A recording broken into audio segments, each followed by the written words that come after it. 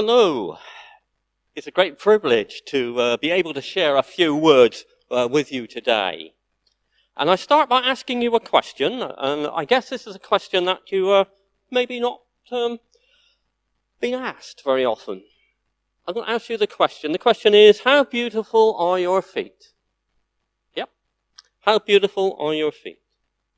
I ask because feet are vital in ensuring that God's work is done both inside and outside of the church. Feet are mentioned frequently throughout both the Old and New Testament. And in the New Testament, in Jesus' ministry, Jesus had his feet kissed and anointed by a sinful woman. The Gospel records that Mary sat at Jesus' feet, and Mary poured expensive perfume on Jesus' feet and wiped his feet with her hair. Jesus washed his disciples' feet. However, I'm concentrating on one particular verse today, Romans 10, verse 15. How can they preach unless they are sent? How beautiful are the feet of them who bring good news. Well, the writer is quoting from Isaiah 52, verse 7.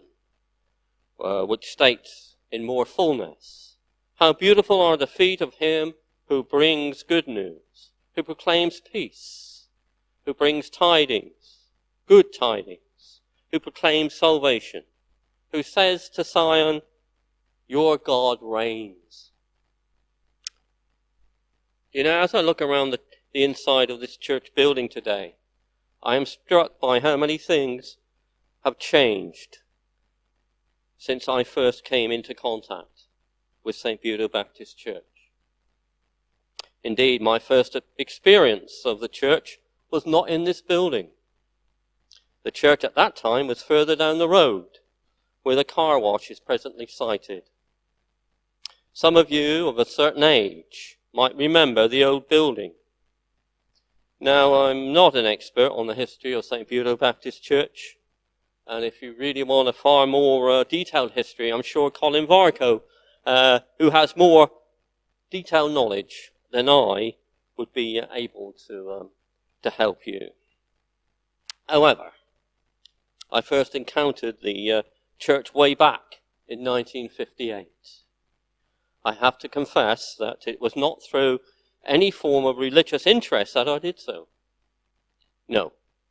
The reason for my introduction to the church was through the 12th Plymouth Boys Brigade. My interest in joining the Boys Brigade was that they had a very good football team. The 12th Plymouth Company was ably captained by Mr. Hillam, and some of his officers I remember as being Dave Agnew and Eddie Old. My fellow footballers included Bob Black, Frank and Reg Horn, MacDonald, Peter and Michael Lee, Billy King, Peter Richards, Spike Collins, Vic Mason, Spencer Wyatt, Fred York, and Rob Oaten, and a few others. And every Friday evening, the company met for drill and band practice down at Victoria Road Primary School.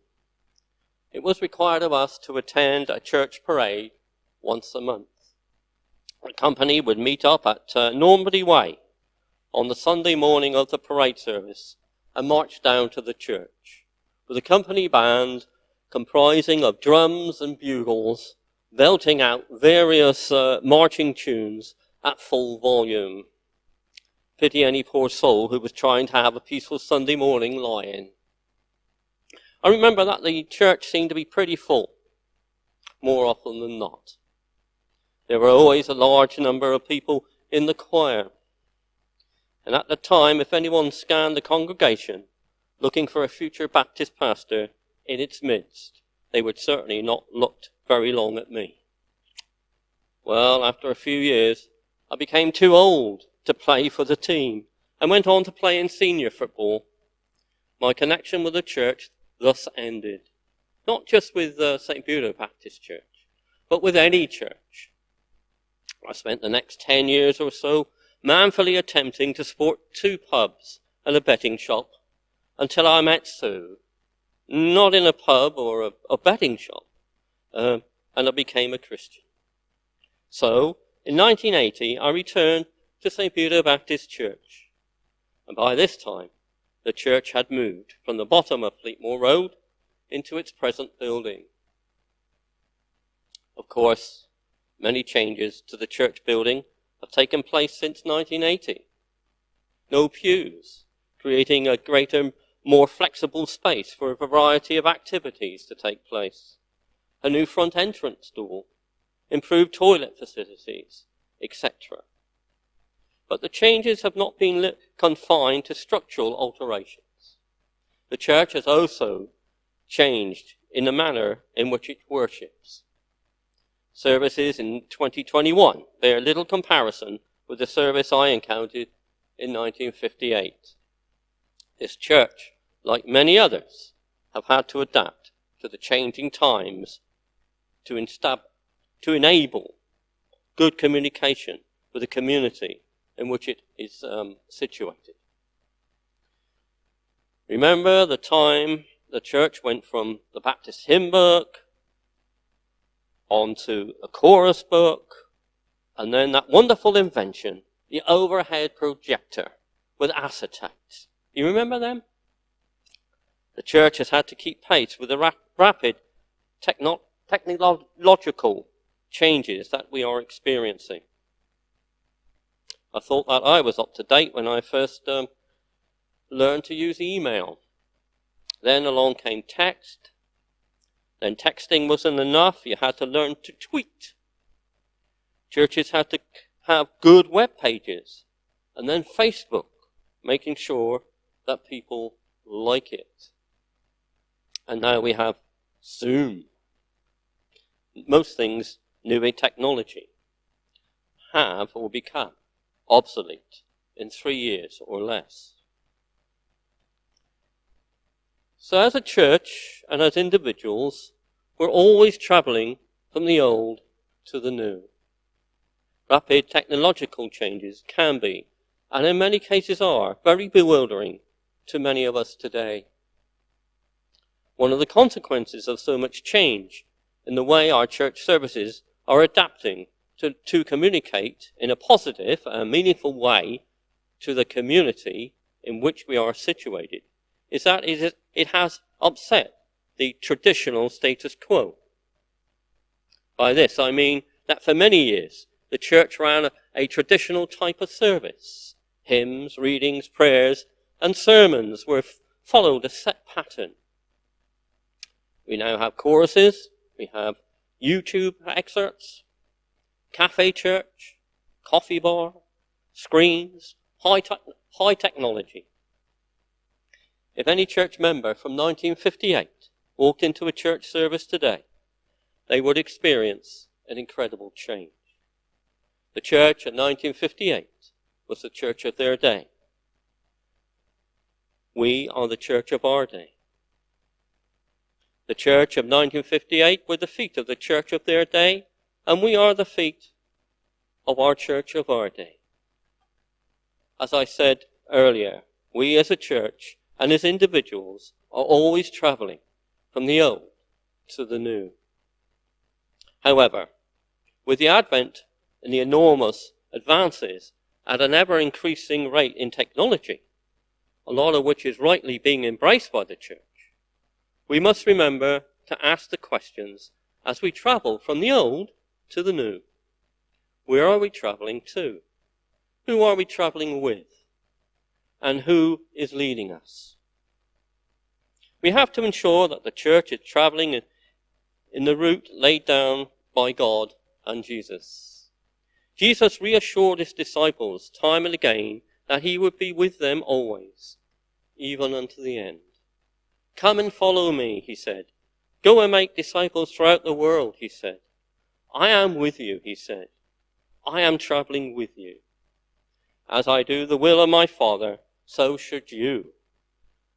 Jesus was always in contact with his Father. He talked to God. He prayed to God. He did his Father's will. How did Jesus do his Father's will? Jesus used his feet.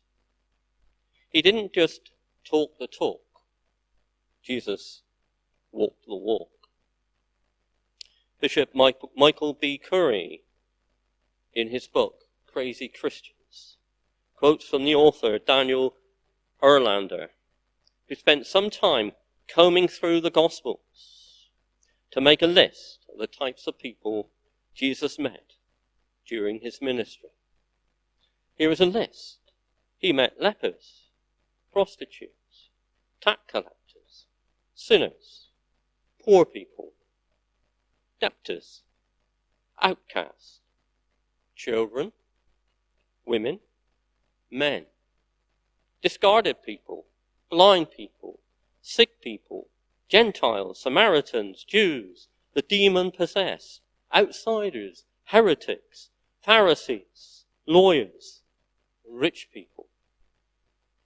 Erlander then made a list of the verbs that the gospel used to describe how Jesus related to these people. Here's a list. Jesus invited. Jesus included. Jesus affirmed. Jesus loved. Jesus touched. Jesus liberated. Jesus held. Jesus embraced. Jesus healed. Jesus cleansed. Jesus gave dignity. Jesus fed. Jesus made them whole. Jesus called them. Jesus gave them new birth. Jesus gave them hope. Jesus honored them. Jesus freed them. This is the kind of new life that Jesus offers in his encounters with people. Jesus excluded no one. Jesus holds nothing back. He builds bridges amongst people, and they gained new life. Jesus used his feet and walked among them. So, where does the church have to travel? We as a church have to travel among people. Who do we have to be led by? We have to be led by God, by Jesus, and by the Holy Spirit.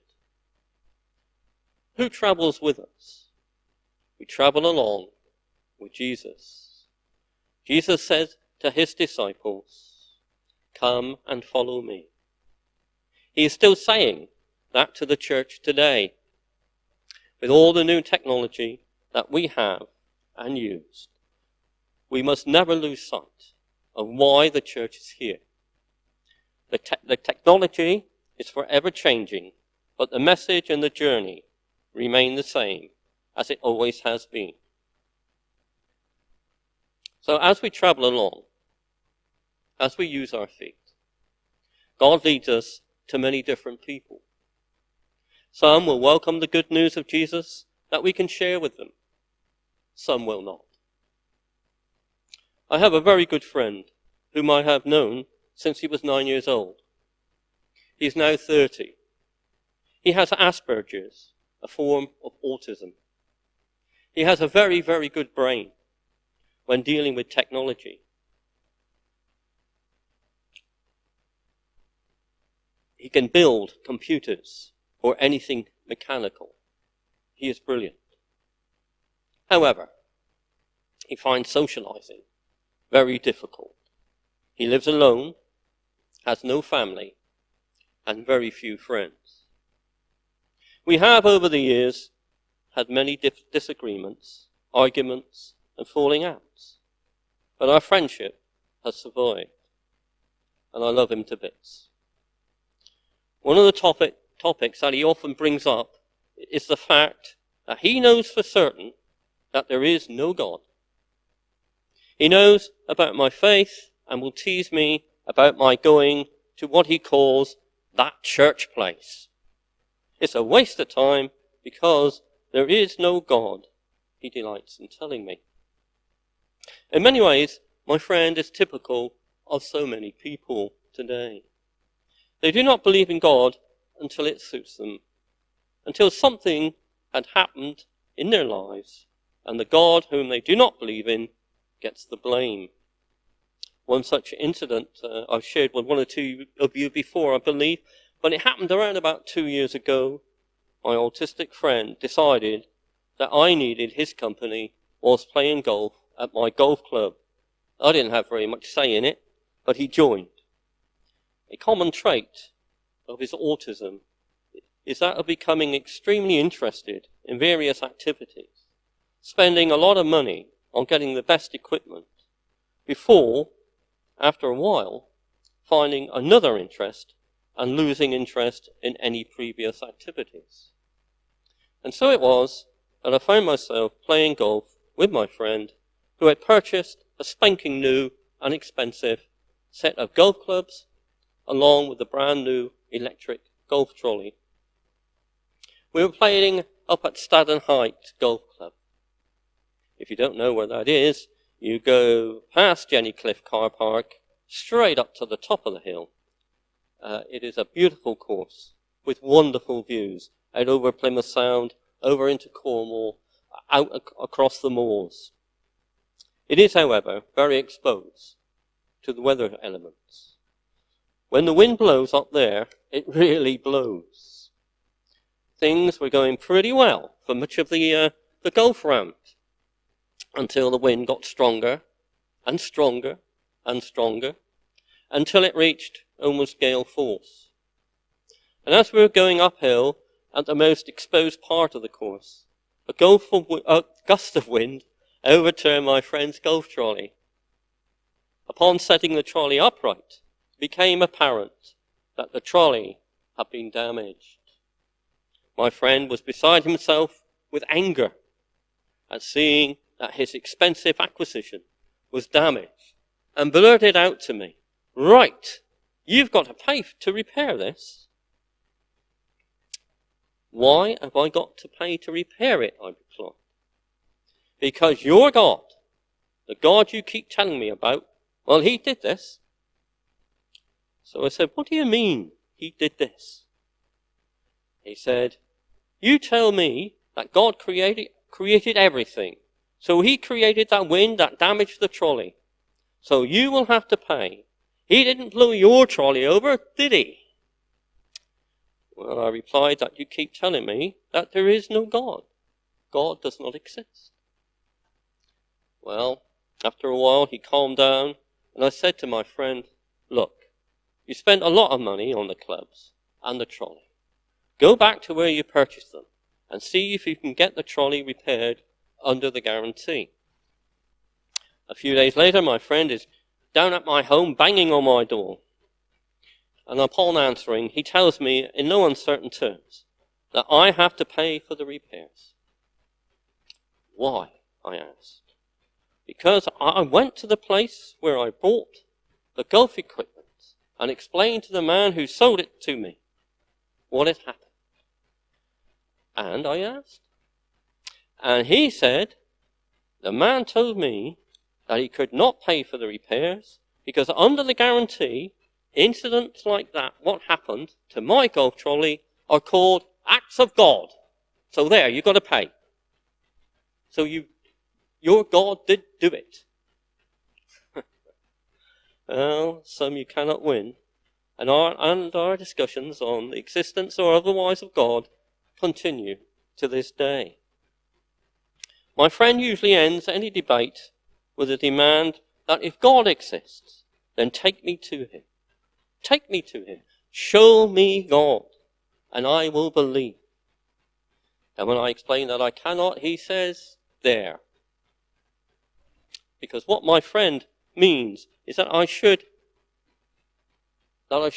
would have to take him to God so that he can actually, physically see God in person. This, as we know, is not possible. But it is possible to take people to God through the good news of Jesus. As I mentioned previously, as we use our feet and travel on, some will welcome the good news of Jesus, some will not. And sometimes you never know what is about to happen when you meet people. Just before last Christmas, I was up at Stadton Heights playing golf. Yeah, I know, I played a lot of golf. with a new member of the club. We had never met each other before. He was, unsurprisingly, a bit nervous playing at what to him was a new club and with a stranger. We got chatting and I asked what he did for a living. He replied that he was a quantity surveyor. He then asked what I had done in my working life. I stated that I worked in the naval base for several years before becoming a Baptist pastor. In response to my being a pastor, he replied, "Wow, that's great. You really are a pastor." I said, "Well, yes. Well, that's great. I was very nervous coming to play here for the first time. You'll understand what I'm about to tell you." He went on to say that he'd become very successful in his career. But as the years passed, he became aware that something was missing in his life. He had a good job, a great wife, and family. But something was missing. And he got quite depressed over a long period of time, until the situation came when it got so bad that he contemplated suicide. Then one day, he came out of a supermarket in Plymouth and went to get into his car. As he did so, a car drove into the parking space next to him. A lady got out, and as she did so, he said, "Excuse me, madam, do you mind if I ask you what that fish symbol on your car window is all about?" The lady explained that the fish is a Christian symbol and went on to tell him about the good news of Jesus. The man thanked the lady and went home. He got out a Bible and started to read it. He then decided to visit the local church on his own. His wife was not interested. On his first visit to the church, the first person he met was a lady welcoming people at the church door. The very same lady whom he had met in the supermarket car park. She greeted him with the words, "Oh, it's lovely to see you here. I told members of the church about our talk with you in the supermarket car park, and they have been praying in our midweek group for you to come to the church. And here you are." He continued to go along to the church. He read the Bible more and more, sometimes often until 2 a.m. in the morning, he told me. His wife got very concerned about him. She worried that such was his dedication to reading the Bible that he had joined some sort of religious cult. To find out if her fears were correct, she eventually agreed to go along to one of the church midweek meetings. She started to attend for some months before, as he put it to me, she said to me one day, "I now understand, and I too wish to become a Christian."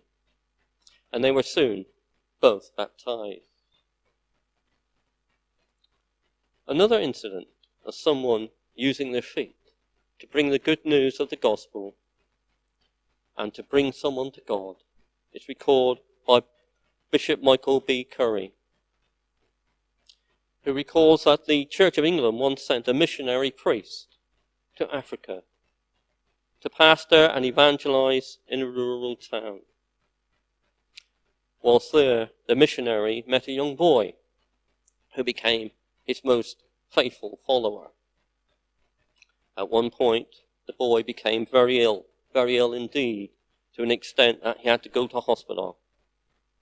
Unfortunately, because of the poverty and the politics of the land, the nearest hospital was many, many miles away.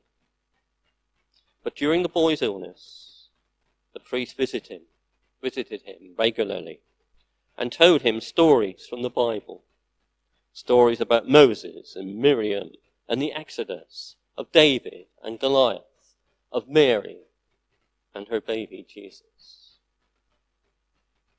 Eventually the boy recovered and came home.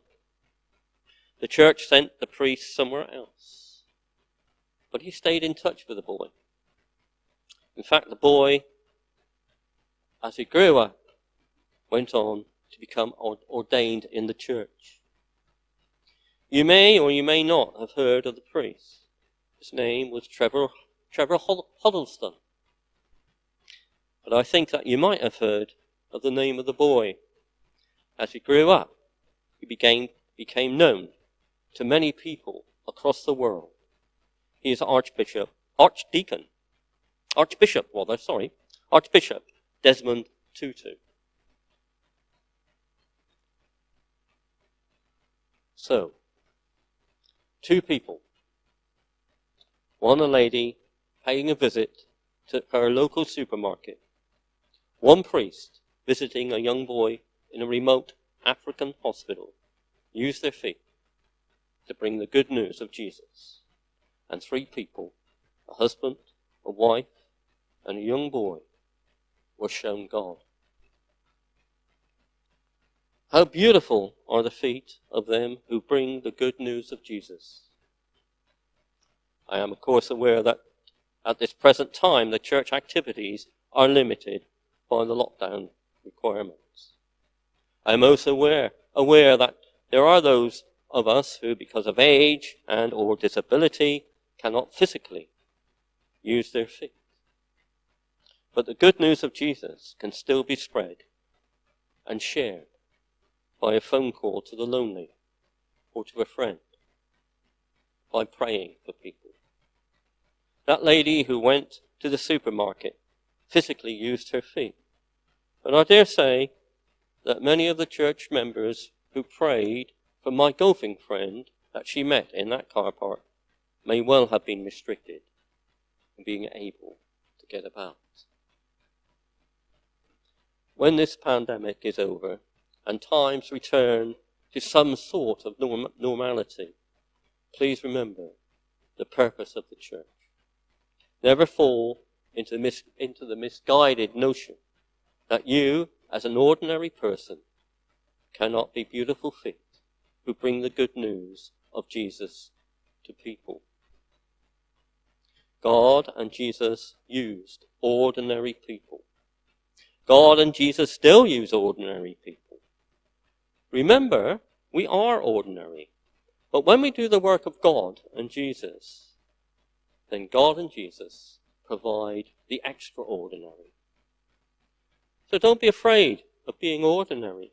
The Bible contains 365 commands to fear not. Do not be afraid. It's the most reiterated command of the Bible. So, use your beautiful feet to bring peace, the good news of Jesus, and salvation out into the community. We do not know what the future holds, but we know who holds the future. God bless you. I'm going to share a poem with you. It was written by a lady called Kitty O'Meara, and she's a retired American teacher and chaplain. The poem is set after COVID-19 has been overcome. It looks back at its impact while it was here and looks to the future. It's a poem of hope. And here it is. And the people stayed home and listened and rested and exercised and made art and played games and learned new ways of being and were still and listened more deeply. Some meditated, some prayed, some danced, some met their shadows, and the people began to think differently. And the people healed. And in the absence of people living in ignorant, dangerous, mindless, and hostile ways, the earth began to heal. And when the danger passed, and the people joined together again, they grieved their losses, and made new choices, and dreamed new images, and created new ways to live, and heal, the earth fully, as they had been here. So we have a blessing. It's not the usual blessing. It's what is called a paradox blessing. It's a blessing from the Celtic church, and it goes like this. May God bless you with discomfort and easy answers, half-truths, superficial relationships, so that you will live deeply within your heart. May God bless you with anger at injustice, oppression, and exploitation of people, so that you will work for justice, equality, and peace. May God bless you with tears to shed for those who suffer from pain, rejection, starvation, and war, so that you will reach out your hand to comfort them and change their pain to joy. And may God bless you with the foolishness to think that you can make a difference in the world, so that you will do things which others tell you cannot be done. Amen. So I'll leave you with a song that, although written some years ago, is, I feel, very relevant today. Written by Sidney Carter. One more step along the world I go, contains the words in verses 3 and 4. As I travel through the bad and good, keep me traveling the way I should. Where I see no way to go, you'll be telling me the way I know. Give me courage when the world is rough. Keep me loving, though the world is tough. Leap and sing in all I do. Keep me traveling along with you. Thank you for listening, and God bless.